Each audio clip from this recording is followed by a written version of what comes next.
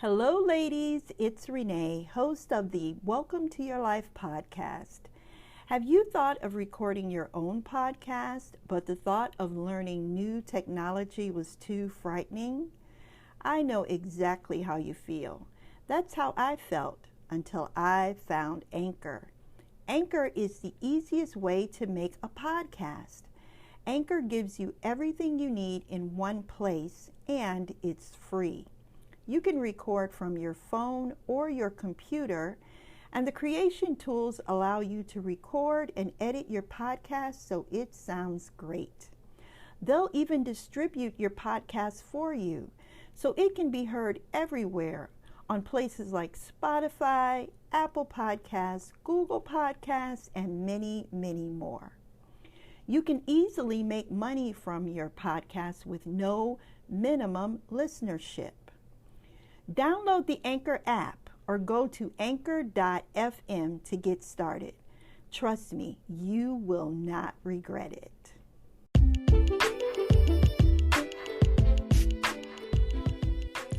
Hello, my friends, and welcome to episode 25 of the Welcome to Your Life podcast.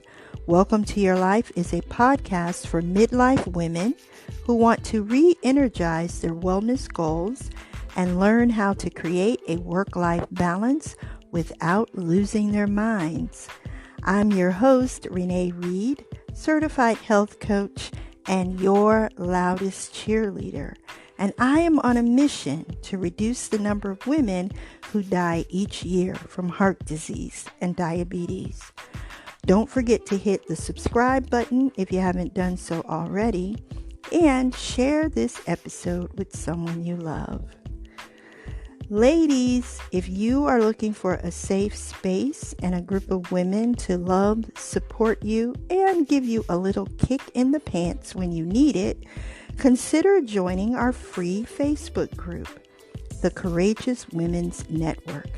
In this group, you will have access to additional trainings, informative Q&A sessions, and a sisterhood like no other. Click the link below in the show notes to request to join. Now, let me ask you a question. Do you think that being skinny automatically means you're healthier? Or are you a thin person, someone who has never had to worry about their weight, who thinks because of this, you're immune to heart disease, diabetes, and the plethora of other medical conditions that threaten us each and every day? In today's episode, we are going to talk about what it means to be skinny fat. Yes, that's a real thing. The dangers of being skinny fat and how you can protect yourself if you fall into this category. Let's get started.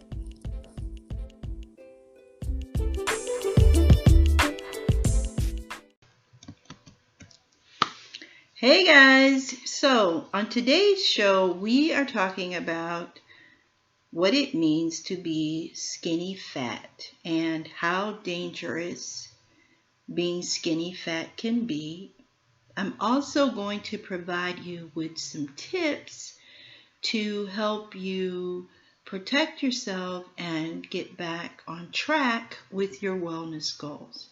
Now, being skinny fat is something that I had never heard of. That is not a phenomenon that runs in my family.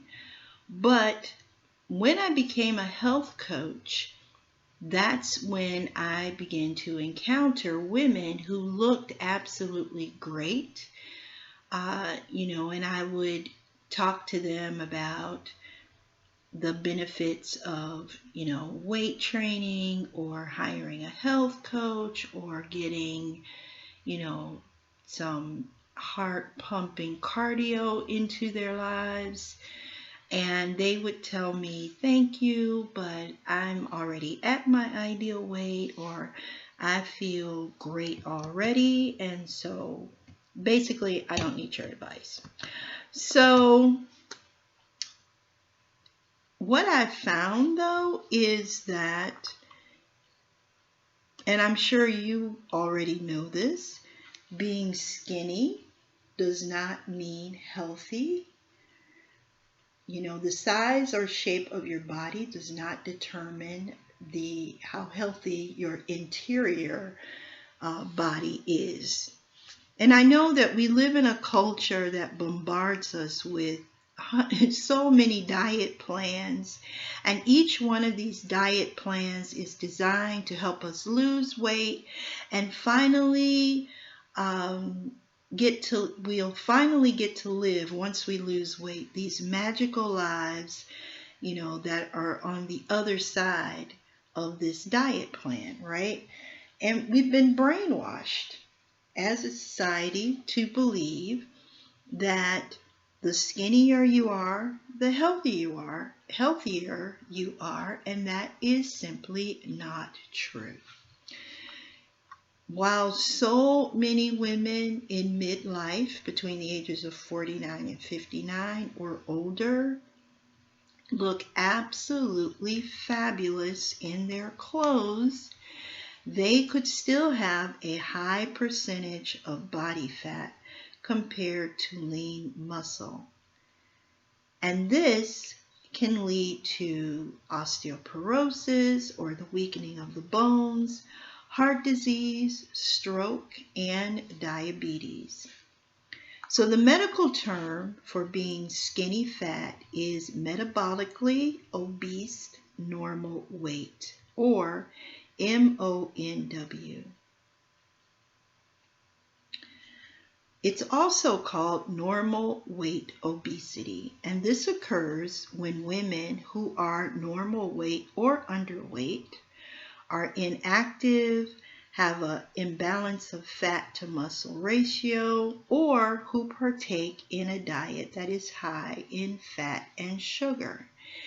And ladies, yes, this can also happen to men, but this is a podcast for women, and so we are focusing on the female of the species. So women who have a higher percentage of, or women who are skinny fat, who fall into that category, will have a higher percentage of visceral fat. And this type of fat is extremely dangerous because this is the fat that settles around your organs and into the abdominal cavity. So while I was researching this topic, I came across a book by Dr. Mark Hyman. He is the author of the Blood Sugar Solution 10-Day Detox Diet. And he defines this phenomenon in this way. Skinny fat means just what it sounds like. You look thin, but inside you are fat. You've got organ fat, the most dangerous type of fat, coating your liver, kidneys, and other organs. You are under lean, but over fat, meaning not enough muscle and too much fat, especially belly fat. So how can you tell if you are skinny fat? Well, ask yourself these questions. Is weight training part of your exercise routine? Are you getting 150 minutes of heart-pumping cardio each week? Is your daily food consumption high in processed foods, sugar, carbs, and low in protein-rich foods? Do you suffer from fatigue, the inability to focus or concentrate for long periods of time? Do you suffer from inflammation? And do you have excess fat around your middle? Now, if you answered yes to 1, 2, or all of these questions, you could be suffering from MONW. But the only way to make sure is to see your doctor. And when you see your doctor, make sure that in addition to checking your glucose levels and cholesterol, that he or she is also checking your percentage of body fat to make sure that it is within the acceptable range depending on your body type. Now, as I mentioned before, some of the dangers of being skinny fat are osteoporosis. That's the weakening of the bones. It's also called brittle bones, heart disease, and diabetes. Some of the other risks include muscle deterioration. So if you are not strength training a minimum of 3 times a week, and ladies, you should be weight training, because remember, weight training helps us to build lean muscle, and lean muscle burns more calories than fat, which means that we will get to our wellness goals quicker. If you're not sure where to start, I would be more than happy to help you. Just shoot me an email at WTYLwellness@gmail.com and I will help you to get started. But the other thing that you want to watch out for is something that is not visible to the naked eye. It is the decline of your mental health. Now, while being skinny does not automatically mean that you are in good health, it also does not automatically mean that you are happy. So if you are not physically active, if you are subjecting yourself to a poor diet, and you're combating health issues, in time this could affect your mental health. Depression and anxiety are real, and these are just 2 of the diagnoses that I've seen in my past 10 years of serving as a mental health practitioner, a health coach, and a women's health advocate. If you find yourself suffering from depression, anxiety, or some other type of mental illness, please do not hesitate to see a licensed mental health practitioner. There are so many out there and they want to help you get well. So that's my plug for mental health awareness. So if you find yourself in this category of being skinny fat, what can you do? Well, the first thing is to schedule an appointment with your doctor. And a little tip that I found that works for me is, we know that when we go to the doctor, they do not have a lot of time to sit and talk to us. So what I like to do is to write down everything that I want to talk to my doctor about, and I even tell the nurse so that she can type it into my file, and that way my doctor has a list of my concerns and we just go down the list. So try that the next time you go to the doctor so that you can, get answers to the questions that you're seeking. The other 4 tips I have for you are this. First, of course, exercise regularly. According to the Center for Disease Control, you should be getting 150 minutes of heart-pumping exercise each week. That's 30 minutes per day. So, lace up your sneakers and head out for a walk. You can walk on your lunch break or, in your neighborhood in the evening after work, or you can go to the gym and hop on the treadmill. Walking is one of the easiest cardio activities that you can do. It's easy on the body, it gets the heart rate pumping, and you will definitely reap the benefits of a regular walking program. If walking is too slow for you, feel free to run or swim or cycle, whatever it is that gets you excited about working out, do that thing. The other thing you want to do is to make sure that you are including weight training in your weekly workout routines.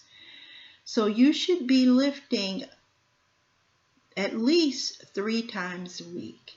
And you want to make sure that you are lifting weight that is heavy enough to break down the muscle or the muscle tissue so that it can build back up and get stronger. That's how we build strong muscle.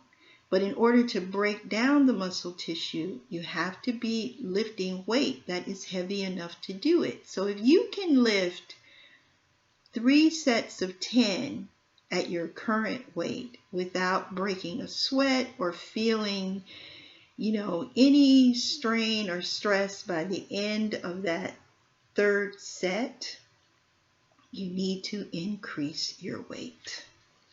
You need to be lifting heavier weights.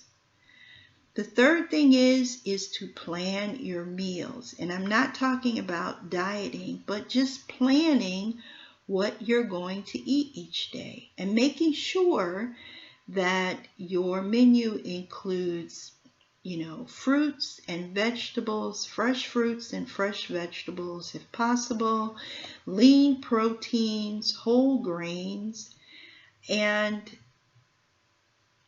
lots of water. Make sure that you are drinking water each day. And if you're vegetarian or vegan and you don't want to eat salmon or chicken, because we don't eat salmon or chicken, then make sure that you are creating meals that include beans or lentils, whole grains. And these are just a few of the proteins that we vegans or vegetarians can eat.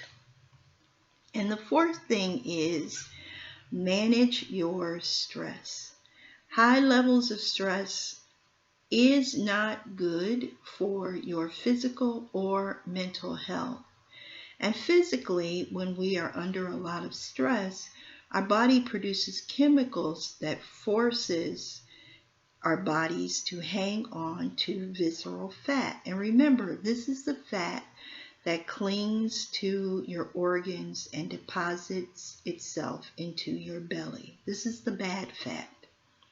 Exercise is a great way to reduce stress and boost your mental health. I am really enjoying my meditation and prayer in the morning, and these are 2 things that can be done throughout the day. And if at all possible, simply avoid the stressful situation. Learn how to say no. You do not have to provide the answer to everyone's problem. It's time that we begin to really incorporate true self-love and self-care so that we can get to our wellness goals and become the women that we want to be. The good news is, whether you decide to do 1, 2, or all 4 of these strategies, you have the control to change your life. Just by making simple lifestyle changes, you can change the trajectory of your whole wellness plan. And we are in the last 2 months of the decade, but it is not too late to start making these changes now. You don't have to wait until January 1st to start setting goals and making changes in your life. The first step that I have found helped me and has helped my clients is to merely acknowledge that there is a need, that something needs to change, because too many of us are walking around with undiagnosed ailments, and that, ladies, that has to stop. If we are going to meet or exceed our wellness goals, we have to become more mindful of where we are right now. And that is not a good place or a bad place. It is simply where you are right now. And by making that mindful decision, you can then begin to make changes to help you move forward towards whatever goal you have set for yourself in 2019.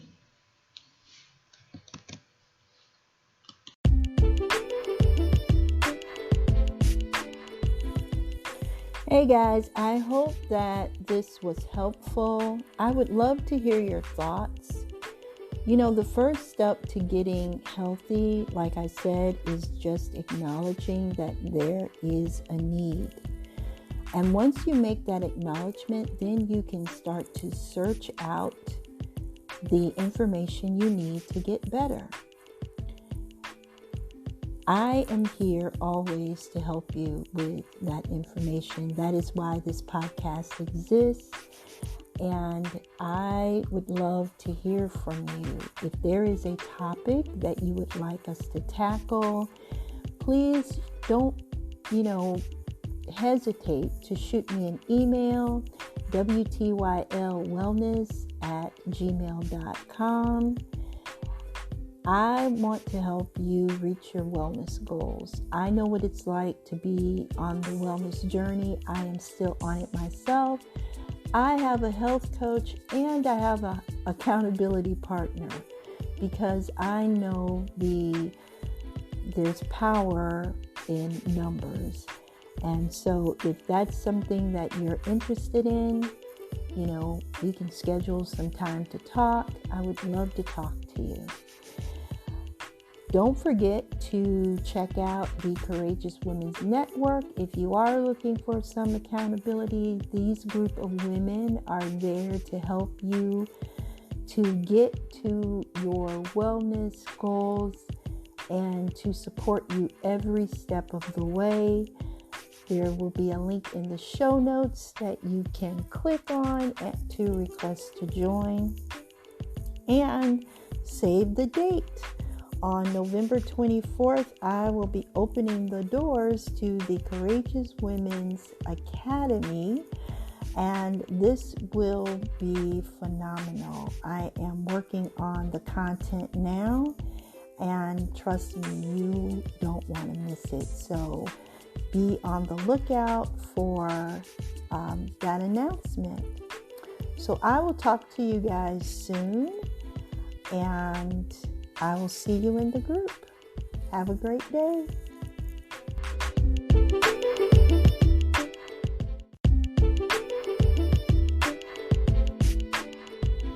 Hello, everyone. You are listening to the Welcome to Your Life, Midlife Made Easier podcast. WTYL is a lifestyle podcast for women juggling midlife, self-care, and work-life balance. I am your host, Renee, Reid. As a certified health coach and yoga teacher, I help midlife women lose weight without dieting. Instead, we focus on healing mindsets, boosting self-confidence, and refocusing our wellness goals. If you are ready to live the life you deserve, then you are in the right place. Let's get started.